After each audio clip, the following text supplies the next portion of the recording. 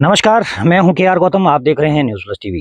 जैसा कि आप जानते हैं कि हिमाचल में आजकल हम लगभग पूरे हिमाचल में घूम रहे हैं, जिसमें हम लगभग 5-6 डिस्ट्रिक्ट में जा भी चुके हैं और अन्य डिस्ट्रिक्ट में भी हम घूम रहे हैं। तो आज हम जो आए हुए हैं कांगड़ा जिला में, तो आज हम कांगड़ा जिला में प्रगोड़ नामक स्थान पर हैं और यहाँ पर हैं बाबा सिद्ध गौरिया मंदिर। तो आज हम आपको गौरिया मंदिर में बाबा गौरिया जी के दर्शन करवाने वाले हैं और कुछ वहाँ पर लोगों से पूछेंगे भी इन मंदिर के बारे में, कब से इस मंदिर की कैसे स्थापना हुई है और कैसे इसको सिद्ध मंदिर माना जाता है और कौन कौन सी यहाँ पर जो है उत्सव होते हैं या कुछ जो विशेष गतिविधियां यहाँ पे होती है, उन चीजों के बारे में हम सारी जानकारी देंगे। फिलहाल आपको करवाते हैं दर्शन सिद्ध बाबा गौरिया के। आइए आपको दिखाते हैं वो पौड़ियां जिनको चल करके हमें सिद्ध बाबा गौरिया के आगे दर्शन होने वाले हैं। तो हम चलते रहेंगे, आपको दिखाते रहेंगे। ये वो रास्ता है जहां से हम बाबा जी के मंदिर को जा रहे हैं और वहां पर आपको दिखाएंगे। और यहाँ पर बहुत सारे श्रद्धालु भी आते हैं, जो यहाँ के स्थानीय तो आते ही हैं लेकिन आसपास के लोग भी आते हैं। इस विषय पर हम जानकारी भी लेंगे, जो यहाँ के स्थानीय लोग हैं वो भी इस चीज के बारे में जानकारी देंगे कि यहाँ पर विशेष क्या चीज है और क्यों इतने श्रद्धालु यहाँ पे आते हैं। और मैं बता दूं आपको कि काफी दूर गांव से ये मंदिर हैं और फिर भी लोग यहाँ पे पहुंचते हैं। यहाँ की कुछ आस्था जुड़ी हुई होगी और उस आस्था के बारे में भी आपको रूबरू करवाएंगे। फिलहाल आपको दिखा रहे हैं हम ये रास्ते, यहाँ से बाबा जी के मंदिर को जाते हैं। ये पैदल रास्ता है थोड़ा सा, और आगे जा करके ऊपर टॉप पर मंदिर है और थोड़ी ही देर में हम आपको बाबा जी के दर्शन भी करवाएंगे। आपको दिखाया गया कि पौड़ियों से चढ़ना पड़ता है। अब यहाँ से जो है प्लेन भी थोड़ा सा रास्ता है, आगे दोबारा पौड़ियाँ आएगी। और ये बहुत ही अद्भुत जगह पे मंदिर है, चट्टानों के बीच में है। थोड़ी ही देर में हम आपको बाबा जी के दर्शन भी करवाएंगे। फिलहाल आप देखिए इस रास्ते को कि कैसा रास्ता है बाबा जी के मंदिर के लिए। बहुत ही सुंदर रास्ता बनाया हुआ है यहाँ से। और जब हमने यहाँ पर जानकारी भी पिछले कल भी हम दर्शन के लिए आए थे, जानकारी ली थी, तो मंदिर में बीच में कई बार कुछ एक विशेष दिन ऐसे होते हैं जिन दिनों में यहाँ पर बहुत भारी मात्रा में दर्शक या श्रद्धालु आते हैं यहाँ पे। और उस समय जो है इनके लिए तब जाकर के इतना खुला रास्ता रखा हुआ है। इन्होंने बताया है कि आपको वहां भी हम दिखाएंगे कि लाइनें लगने के लिए यहाँ पर विशेष जगह बनाई हुई है। यहाँ से बहुत सारी, यहाँ से लेकर के मंदिर तक आपको लाइनें लगी हुई उन दिनों में मिलेगी। कुछ एक विशेष दिन है, उसके बारे में भी आपको जानकारी देंगे यहाँ के जो स्थानीय लोग हैं। अभी हम पहुंचे हुए हैं मंदिर के बिल्कुल गेट के बिल्कुल सामने, जहां पर आपको बाबा जी के दर्शन होने हैं। उससे पहले हम आपको दिखाते हैं कैसी जगह पे ये मंदिर स्थित है। आप देखिए ये वट वृक्ष के नीचे ये मंदिर स्थित है और यहाँ पर एक बहुत बड़ा वट वृक्ष भी है और इस वृक्ष के नीचे ही ये सारी चीजें हैं। और यहाँ के बारे में कुछ एक चीजें और भी अनोखी बातें हैं कि यहाँ पर जो है बाबा जी ने अभी तक छत लगाने की अनुमति नहीं दी है। इस मंदिर में कोई भी अभी तक छत नहीं लग पाई है। जो सराय वगैरह साइड में कुछ चीजें बनाई है उस पर लेंटर या छत जरूर है, लेकिन जहाँ पे मेन स्थान, मूल स्थान बाबा जी का है, तो उस पर कोई किसी तरह की कोई छत नहीं लगी हुई है। तो इसी के साथ हम आपको एक चीज और भी बताने वाले हैं। यहाँ पर जो प्रबंधक कमेटी है मंदिर की, उसने जो है सूचनाएं भी जारी की हुई है। कुछ एक सूचनाएं यहाँ पर लगा के रखी हुई है। पहली सूचना आपको दिखाते हैं।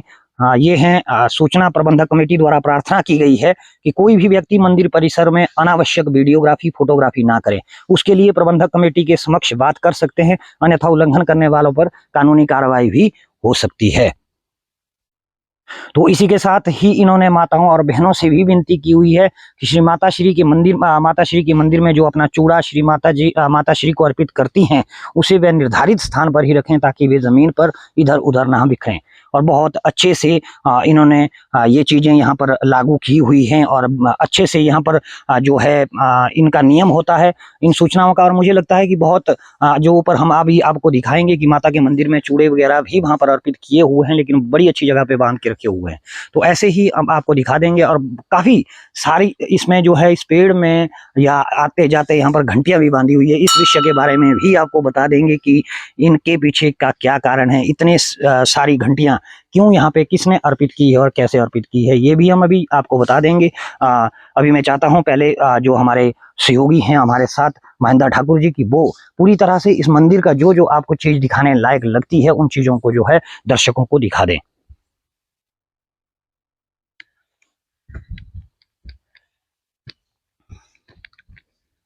ये देखिए जो घंटी के बारे में मैंने जिक्र किया था, यहाँ पर बहुत सारी घंटियां, अलग अलग तरह की बहुत सारी घंटियां यहाँ पे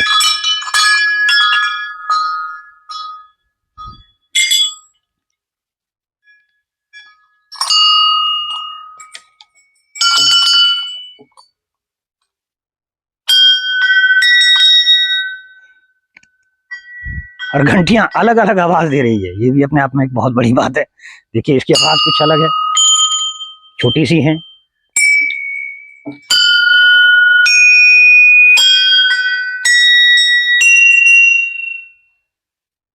तो इसी तरह हम आपको दर्शन करवाते रहेंगे। अभी यहाँ के जो कमेटी के मेंबर्स हैं या पुजारी हैं वो भी थोड़ी देर में इधर आने वाले हैं, अभी पहुंचने नहीं है। पुजारी जी तो बैठे हुए हैं लेकिन कमेटी वालों का भी हम इंतजार कर रहे हैं। तब तक हम आपको दिखाते हैं जो बाबा जी का यहाँ पर धुना है जो रात दिन चलता रहता है। और एक चीज और भी आते आते मैं बता दूं अपना सहयोगी से मैं चाहता हूं महेंद्र ठाकुर जी से कि यहाँ पर एक सर्प के आकार में पत्थर हैं, इनका भी दर्शन करवा दें। तो इसी के साथ हम आगे आपको दिखाने वाले हैं सर्वप्रथम वो बाबा जी का वो धुना जो चलता ही रहता है, जिसमें अग्नि प्रज्वलित ही रहती है। और ये है वो बाबा जी का धुना जो उस समय बाबा जी यहाँ पे बैठे थे, जो सिद्ध बाबा जी हैं, गोरिया नाथ जी, सिद्ध बाबा गोरिया नाथ जी हैं। और इन्होंने ये इनका धुना है उस समय से लेकर के आज तक, कहते हैं ये मानना है कि उस समय से लेकर के आज तक जो है ये जलता ही है। और ये आपको बता रहे थे कि बड़ी एक चट्टान के बीच में ये मंदिर हैं, वो भी आपको हम दिखाने वाले हैं। अभी अंदर जाकर के हम आपको बाबा जी के दर्शन भी करवाने वाले हैं। और उधर बाहर एक प्रतिमा भी बाबा जी की उधर लगवाई हुई है, जो संगमरमर की बनी हुई प्रतिमा है और उसका बढ़िया से श्रृंगार किया हुआ है। और ये है वो पेड़ जो बरगद का पेड़ है जिसके नीचे यह मंदिर स्थित है। ये भी पूरी तरह से चट्टान के ऊपर तक फैला हुआ है और छत यहाँ पर नहीं है, लेकिन फिर भी पेड़ काफी छत की तरह ही रक्षा इस मंदिर की करता है। आइए इसके बाद देखते हैं, अब बाबा जी के दर्शन करते हैं और उसके बाद जो कमेटी मेंबर्स, यहाँ के जो कमेटी मेंबर्स है या पुजारी जी हैं, उनसे भी आपको रूबरू करवाएंगे। आइए अब आपको करवाते हैं बाबा जी के दर्शन। आपके इंतजार की घड़ी भी समाप्त होने वाली है और हम आपको बाबा जी के दर्शन करवाने वाले हैं। अभी हम आपको पहले दर्शन करवाएंगे उस रास्ते के जहां से बाबा जी का दर्शन करने के लिए एंट्री मिलती है, या प्रवेश द्वार जो है बहुत ही अद्भुत प्रवेश द्वार है। आपको बता दें कि ये दो चट्टानों के बीच में जाने के लिए बस थोड़ा सा रास्ता है जहां से बाबा जी के दर्शन होते हैं। ये है बाबा जी के दर्शन करने के लिए जगह। यहाँ अभी इस द्वार के अंदर आना पड़ेगा हमें। द्वार के अंदर अभी सहयोगी आएंगे और आपको बाबा जी के बढ़िया से दर्शन करवाएंगे। और यहाँ पर पत्थर की पुरानी प्राचीन जो प्रतिमाएं भी हैं और जिनको पिंडियां भी कहते हैं, पत्थर की बहुत सारी पिंडियां हैं और साथ में बाबा जी की प्रतिमा भी स्थापित की गई है यहाँ पे। और ये बहुत ही अद्भुत सी जगह है और दो चट्टानों के बीच में थोड़ी सी जगह है। और वहां पर यहाँ तो नेचुरल छत बाबा जी जहां पर बैठे हुए हैं नेचुरल छत लगी हुई है, लेकिन ऊपर कहीं भी और यहाँ पर छत देखने को आपको नहीं मिलेगी। और यहाँ पर दीप जले हुए हैं, धूप जला हुआ है, घंटी शंख सारी चीजें पूजा के सामान यहाँ पे हैं। बाबा जी के जो चरण पादुक भी यहाँ पर रखे हुए हैं और इसी के साथ ही और भी चीजें यहाँ पर हैं, जो बाबा जी का चिमटा है, कुछ और अन्य चीजें, त्रिशूल वगैरह सारी चीजें यहाँ पे रखी हुई हैं, यहीं पे ही हैं। और बाबा जी के दर्शन, विशेष दर्शन इसी जगह पे होते हैं। मूल स्थान बाबा जी का यही माना जाता है।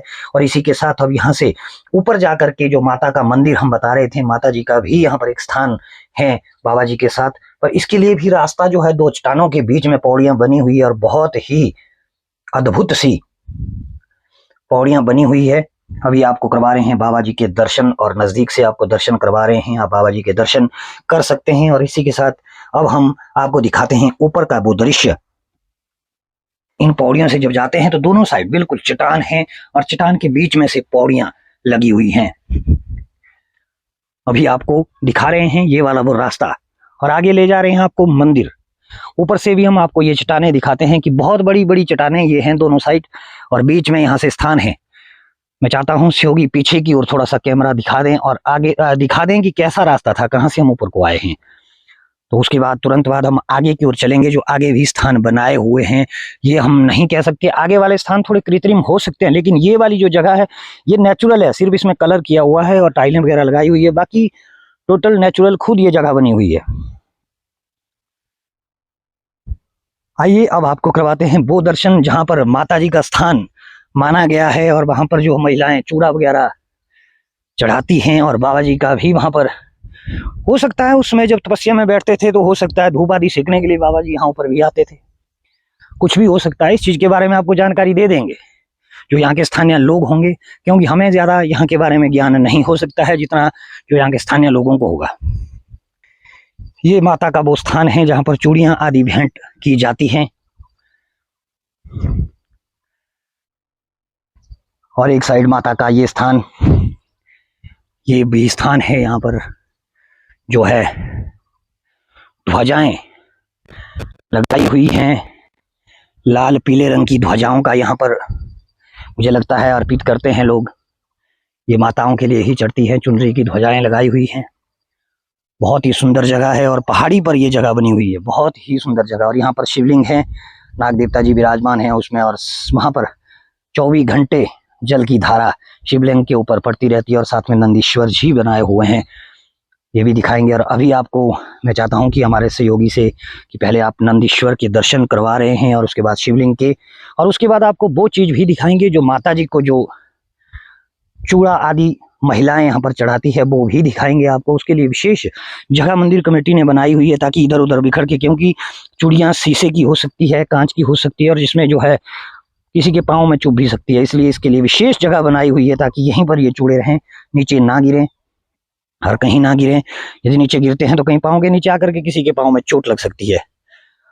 तो ये आपको अभी हमने दिखाए, बाबा जी के दर्शन करवाए। अभी पुजारी के साथ आपको बाबा जी के दर्शन करवाएंगे, वहां पर पुजारी जी बैठे होंगे, वो भी आपको दिखाएंगे। और उसके बाद जो यहाँ के स्थानीय लोग हैं इस मंदिर के बारे में, उनसे पूरी तरह से जानकारी लेंगे कि क्या विशेष बात है इस मंदिर में। जैसा कि आपको बता दिया था कि अभी हमने जैसे आपको बाबा जी के दर्शन करवाए हुए हैं, सिद्ध बाबा गौरिया जी के आपने जो दर्शन किए, और इसके बाद जो है यहाँ के बारे में थोड़ी सी जानकारी मैंने बताया था कि हम नहीं दे पाएंगे, जो यहाँ के स्थानीय लोग हैं, कमेटी के जो मेंबर्स हैं वो आपको देंगे। तो हमारे साथ हैं रिटायर्ड सूबेदार रविंदर सिंह जी, जो कोषाध्यक्ष है कमेटी के। अभी पहले तो ये अपना परिचय देंगे और उसके बाद जो है इस मंदिर के बारे में, इसके इतिहास के बारे में थोड़ी सी जानकारी देंगे। मेरा नाम सूबेदार रिटायर्ड रविंदर सिंह है, वर्धन कास्ट से राजपूत। ये हमारे कुलदेव भी हैं वर्धन कास्ट। जैसे हर एक हमारे हिमाचल में क्या पूरी दुनिया में होता है कि एक कुलदेव भी होता है हर एक परिवार का या कास्ट का। तो ये हमारे जो बाबा जी हैं, जो ये मेन उनका ये है कि हमारे वर्धन कास्ट की ये कुलदेव है, जो कुलदेवता होते हैं। वैसे इसको हमारा जो इलाका है पूरा वो कुलदेव के रूप में ही मतलब मान्यता है। सब जो है उसी तरह से हमारी जितनी भी दूसरी जो कास्ट हैं जो, वो भी उनको बाबा जी को एक कुलदेव के हिसाब से ही सब इसकी में पूजा करते हैं। यहाँ बाबा जी का जो इतिहास है हम तो इतने जो बुजुर्गों से सुना है, क्योंकि लिखित में तो कहीं नहीं हमें मिलेगा। तो हमारे जो बुजुर्ग हैं उनसे हम जो पाया है कि बाबा जी एक बाल रूप में थे, यहाँ आए थे। तो यहाँ जो पहले क्या कार्य होता है हम लोगों का, खेती बाड़ी या फिर पशु चुराना। तो जैसे जो लड़के बच्चे जो पशु चुराने के लिए जिनको भेज देते, कि स्कूल तो होते नहीं थे उसमें, स्कूल स्काल का कोई काम नहीं होता था। जो बच्चा चलने कूदने लग गया उसको बकरी के साथ भेज दिया या किसी गाय के साथ भेज दिया। तो वो बच्चे इधर खेलते थे तो साथ में बाबा जी भी उनको खिलाते रहते हैं। तो कुछ समय बाद जब किसी से कोई ऐसे घटना हो गई, जब बच्चे देर सवेर आने जाने लगे, तो कहीं ने थोड़ा सा, ये कोई लेडी ने, हमारी जो बुजुर्ग रही होगी, उन्होंने थोड़ा सा उनको अपशब्द यूज़ कर दिया होगा कि आप कौन है, आप ऐसे डंडमस्त आदमी जो है, हमारे बच्चों को भी आपने इधर बिगाड़ रखा है। ऐसे करके उन्होंने ये उनको वो शब्द जो है शायद या तो उन्होंने सोचा होगा कि मैं गलत कर रहा हूँ, इनको चलो अपना घर का काम करेंगे। उसके बाद बाबा जी ने मिलना बंद कर दिया और बाबा जी का कुछ पता नहीं चला। बाबा जी ये जो हमारी गुफा आपने अभी देखी होगी, तो गुफा में जो दर्शन किए हैं, बाबा का जो रिहाइश यही थी, इसी गुफा में वो रहा करते थे।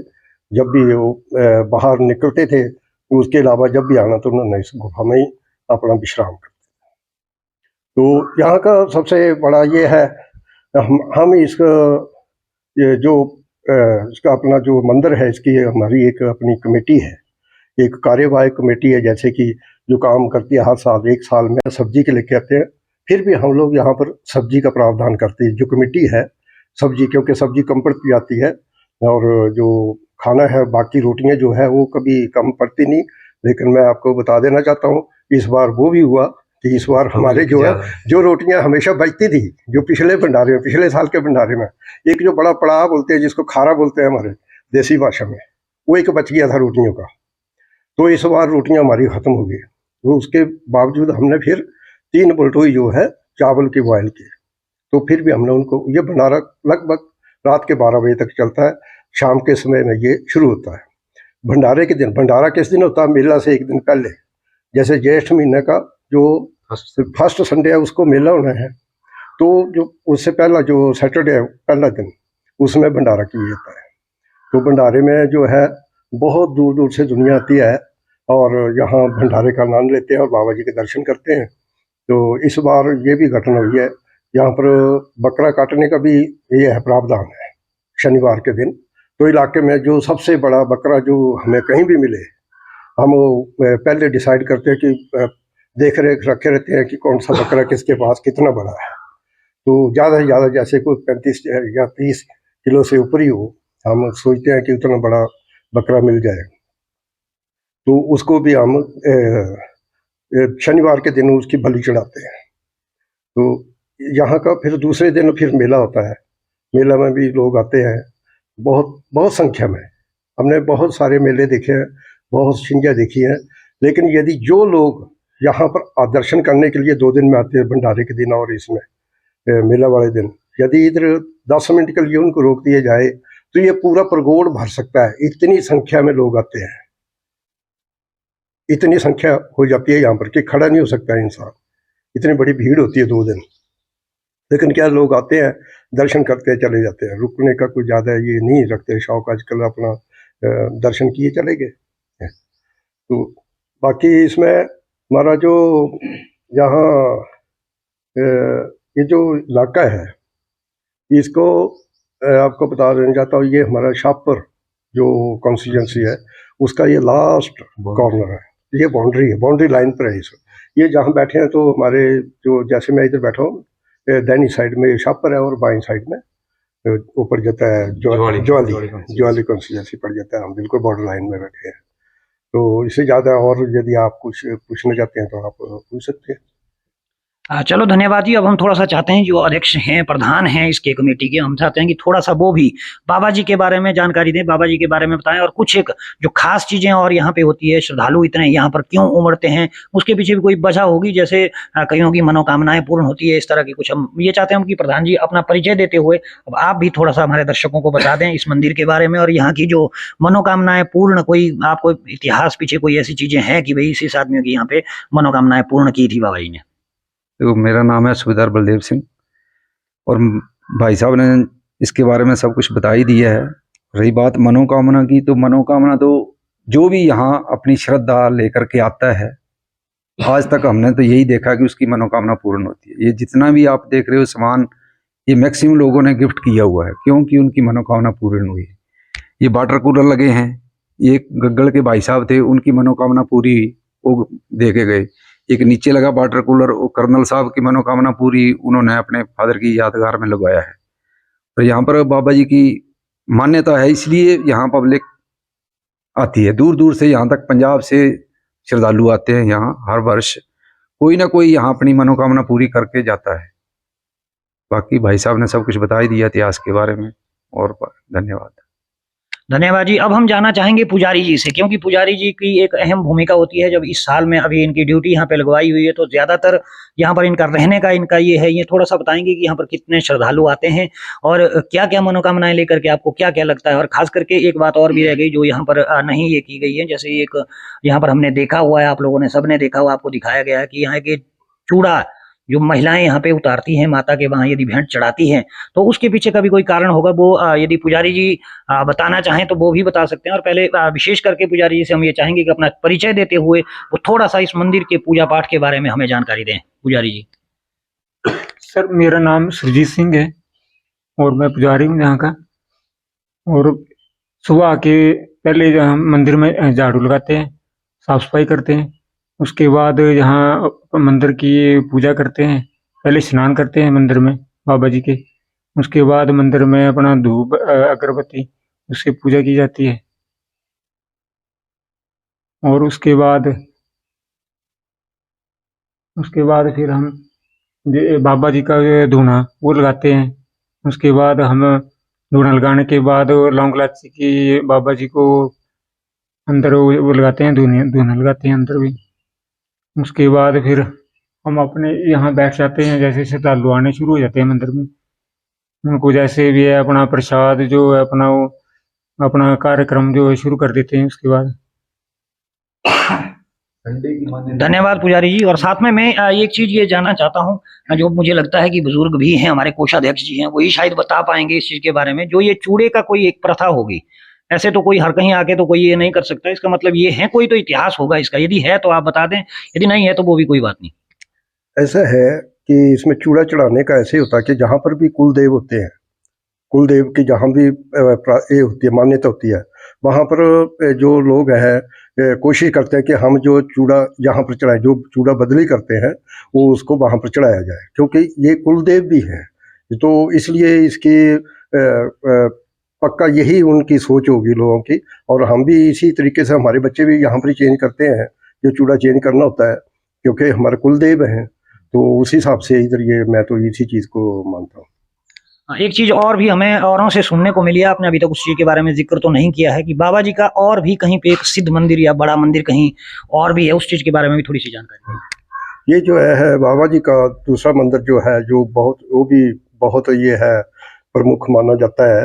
ये जो जम्मू में JNK है, उसमें विजयनगर जो सुना ना, जो मेन जो है, जो हम जो जम्मू के लिए जाते हैं, जो विजयनगर है, वहाँ से यहाँ पठानकोट से साइड से जाते हुए लेफ्ट साइड में जो उसको रास्ता गया है, उसका जो मेन जो जगह है उसका नाम है स्वांख्या करके, स्वांख्या है। तो कभी क्योंकि उधर मेरे बेटा जी गए थे, मेरे बड़े बेटे उधर गए थे, तो उन्होंने उधर जानकारी प्राप्त करना चाहिए।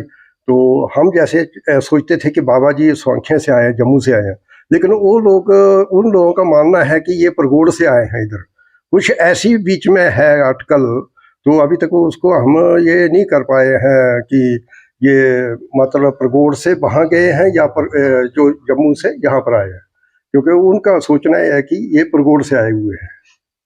तो इतना से मैं बता सकता हूँ। हाँ, तो बहुत बढ़िया बात कही। ये होता ही ऐसा है, जो सिद्ध बाबा जी होते हैं, या जो वही कहा जाता है देवी देवताओं, जो जिनकी हम पूजा करते हैं, जिन भी चीजों की, जिस भी शक्ति की हम पूजा करते हैं, उसका आदि और अंत का वैसे ही पता नहीं लगता है, तभी हम उसकी पूजा में लगे रहते हैं। वैसे ही हैं ये बाबा जी भी, अभी तक इस चीज का जानकारी नहीं ले पाए हैं कि ये जम्मू से यहाँ आए हैं या वहां से जम्मू आए हैं।